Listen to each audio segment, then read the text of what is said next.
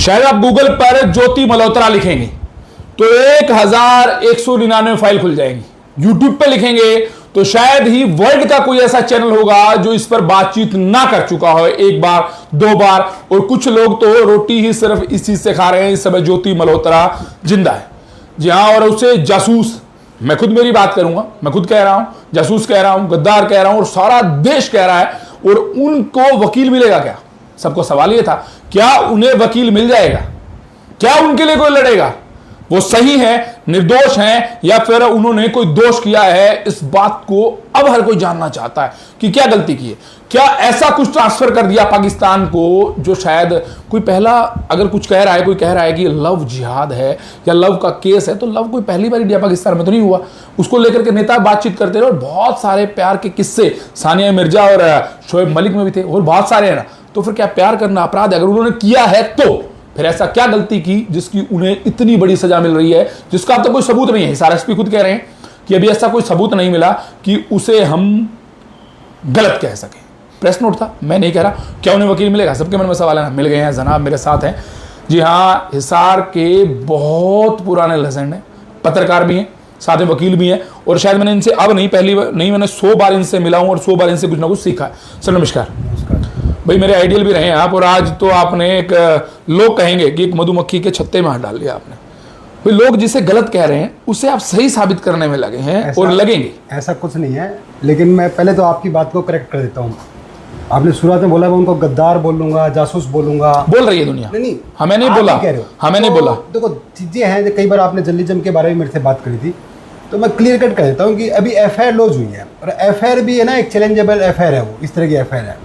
और हिसार एसपी खुद बोल रहे हैं कि ऐसे कोई सबूत नहीं मिला। आप बोल रहे प्रेस नोट आपने पढ़ा? हाँ मैंने पढ़ा। तो मतलब वो ना जासूसी की आरोपी हो सकती है, वो जासूस नहीं हो सकती।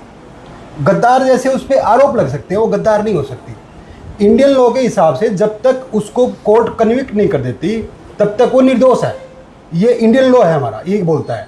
तो इसलिए उसको इस टाइम गद्दार कहना, जासूस कहना, ये भी अपने आप में उसके मानहानि करना है। वो आगे जाके वो बाहर आएगी, क्या करेगी समझ में नहीं आ रहा। वो उसको जो करेगी अलग चीज़ है, लेकिन अभी सच्ची बता रहा हूँ आपको, ये इंडियन लॉ के हिसाब से ये गलत है उसको गद्दार बोलना। जैसे आपने राम रहीम वाला मामला था, जब वो केस का फैसला आया उससे पहले किसी ने उनको दुष्कर्मी नहीं बोला था। हाँ। दुष्कर्म के आरोपी कन्विक्ट होते ही दुष्कर्मी बाबा, समझ रहे हो मेरी बात? हाँ। एक टेक्निकल चीजें हैं। तो आप जासूस की आरोपी बोल सकते हो, जासूस नहीं बोल सकते उसको।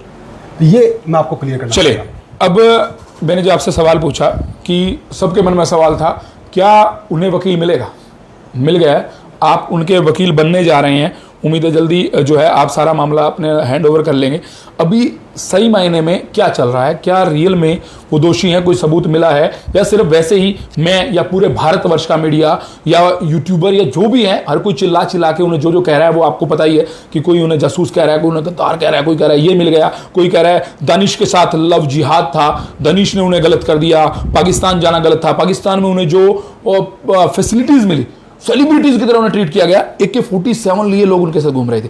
तो क्या उन्होंने कोई गलती की है? क्या पाकिस्तान जाना गलत है या पाकिस्तान में VIP कल्चर मिलना गलत है उन्हें?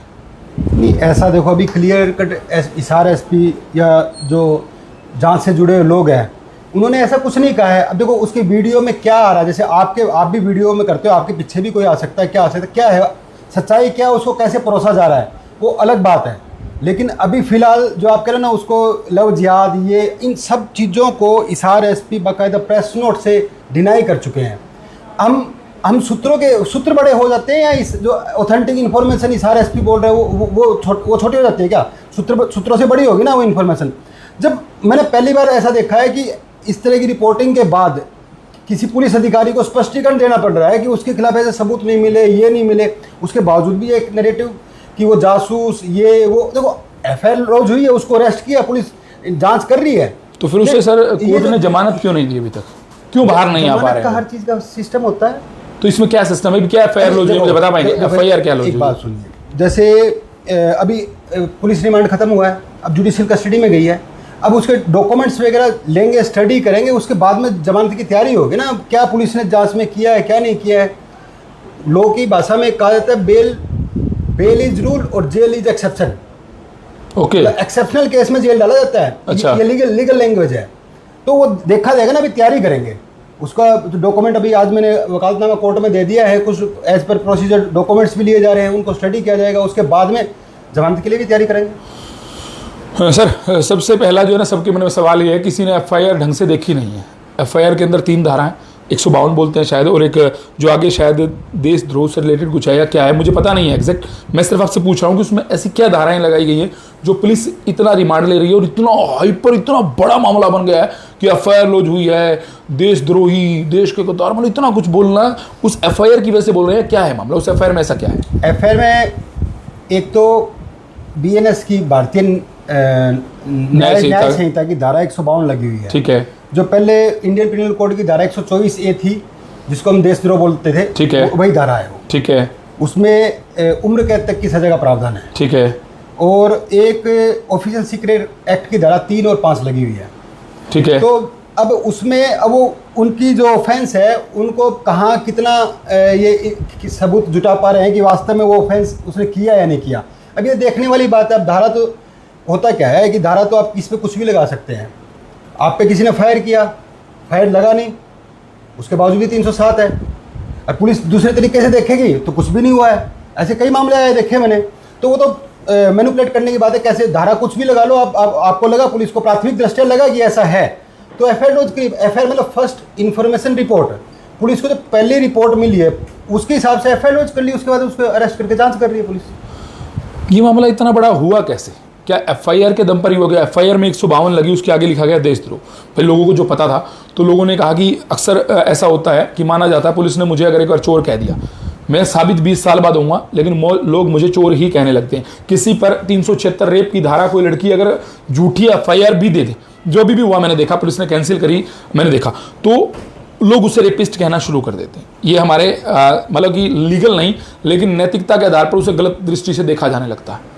तो उस दृष्टि को बदलें कैसे, और आपने ये केस क्यों लिया? ये 2 बात। देखो ऐसा है, पुलिस किसी को चोर नहीं कहती, मैंने तो आज नहीं देखा। चोरी का आरोपी कहती है। हाँ। वो तो हम उसको चोर चोर कह के लोग कहते हो। हाँ। वो उनको पता नहीं, लीगल नॉलेज उनको नॉलेज नहीं है ना कि वो चोरी का आरोपी है या चोर है। पुलिस ने मेरे सामने आज तक किसी को चोर नहीं, चोरी के आरोप में पकड़ा है। हाँ। चोर को पकड़ा है तो कभी नहीं बोला उसने। हाँ। तो ऐसा ही है। और अब क्या सवाल था दूसरा? अब दूसरा सवाल ये कि इसे साबित कैसे करेंगे कि सही है? कोई सबूत हम आपके पास ऐसे हैं, कुछ हाथ लगने वाले हैं, कुछ आपने इस पर स्टडी की है? देखिए ऐसा है, जैसे आपके पास इन्फॉर्मेशन है, वैसे ही मेरे पास तो कल वकालतनामा साइन हुआ है। अच्छा। और उसके बाद मैं डॉक्यूमेंट्स लूँगा, डॉक्यूमेंट्स लेके स्टडी किया जाएगा ना, उसके बाद में तैयारी होगी ना कैसे करना है कैसे नहीं करना। तो मैंने लीगल सिस्टम में बताया कि अभी तो आरोपी है, जब तक उसको कन्विक्ट नहीं किया जाता वो निर्दोष है। ये तो हमारा लीगल सिस्टम बोलता है। तो मैं यही कहूँगा एज ए वकील, उसका वो निर्दोष है जब तक उसको कन्विक्ट नहीं किया जाता। और बाकी तैयारी की जाएगी, क्या पुलिस की जांच में आया है। उनके पिता या ज्योति से अभी तक आपकी बात हुई है? जैसे पिता नहीं तो मेरे को वकील किया, उसके बाद में ज्योति से मुलाकात हुई, उसके बाद में कल साइन हुए हैं। ज्योति से बातचीत हुई है? हाँ हाँ। क्या बताया उसने? कुछ बताया? ऐसी चीज़ें हैं वो बोली, मतलब बिल्कुल कुछ ऐसी चीज़ें भी मैं बताई नहीं जा सकती, वो सीक्रेट चीज़ें नहीं। फिर भी कुछ उसने कहा कि वो निर्दोष है। इतना कहा निर्दोष है? कुछ थोड़ी सी बातचीत जो बता सकते हो, जो लीगल ना हो लेकिन आम आदमी शायद उससे सुनना चाहता है, क्योंकि ज्योति ने क्या कहा ये बहुत बड़ी बात है। आप ज्योति से मिले, वो ना थोड़ा सा ये चीज़ें ऐसी है कि उसको सार्वजनिक नहीं किया जा सकता। सार्वजनिक। हाँ। वैसे उसने ये कहा वो निर्दोष है। हाँ।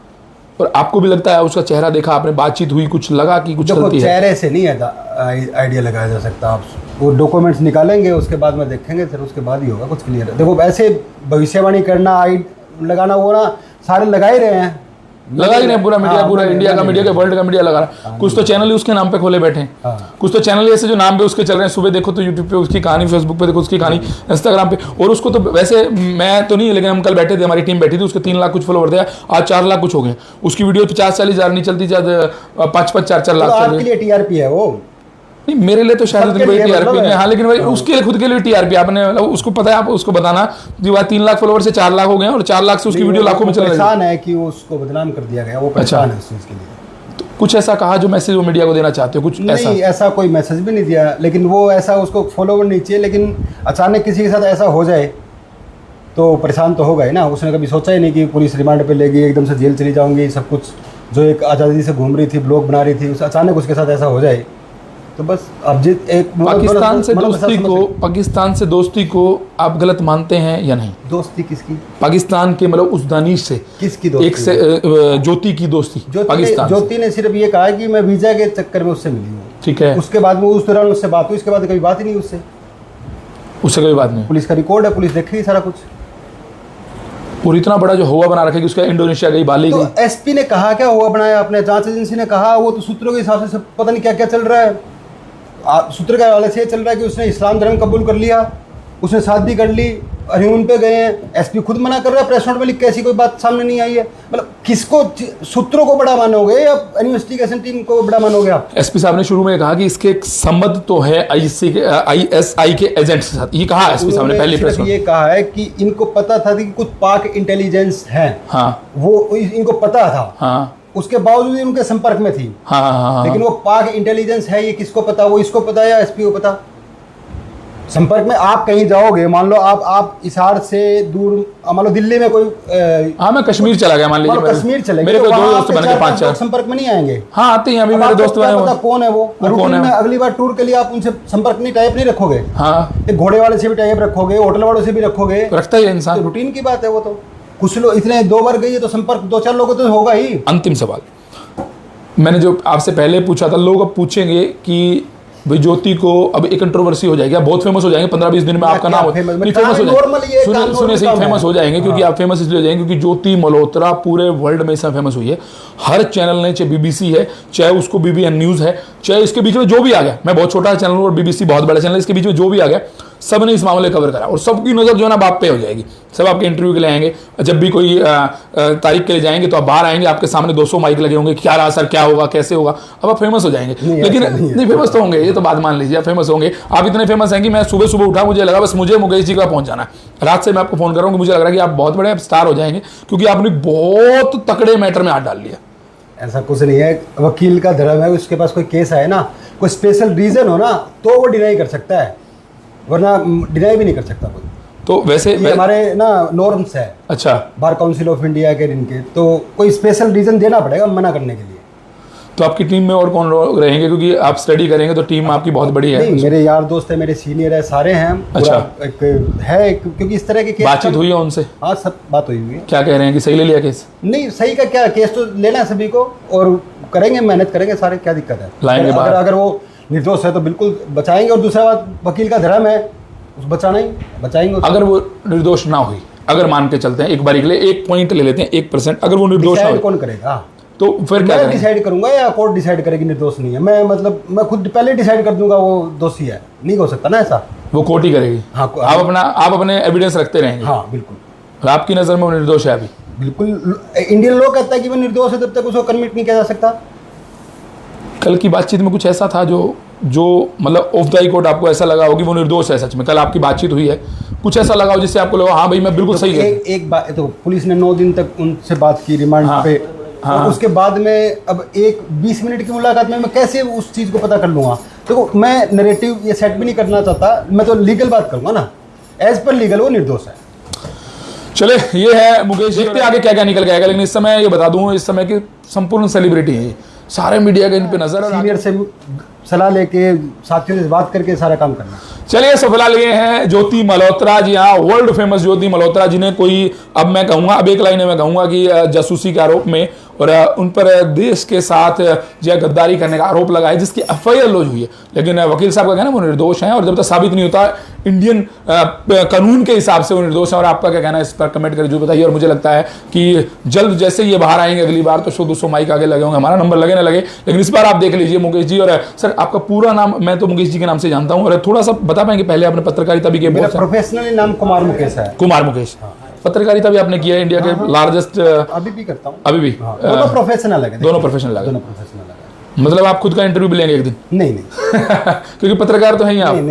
नहीं आप लिखेंगे सही अभी भी, मतलब अखबारों के साथ तो जुड़े? थोड़ा सा उसको बच के चलना पड़ता है, थोड़ा सा दोनों को साथ नहीं ले सकते। चलिए, सफलाल भाई, आपका क्या कहना है इनके लिए कमेंट बॉक्स में जरूर बताइए और जुड़े रहिए विभिन्न भारत न्यूज़ के लाइव कवरेज से। बाय।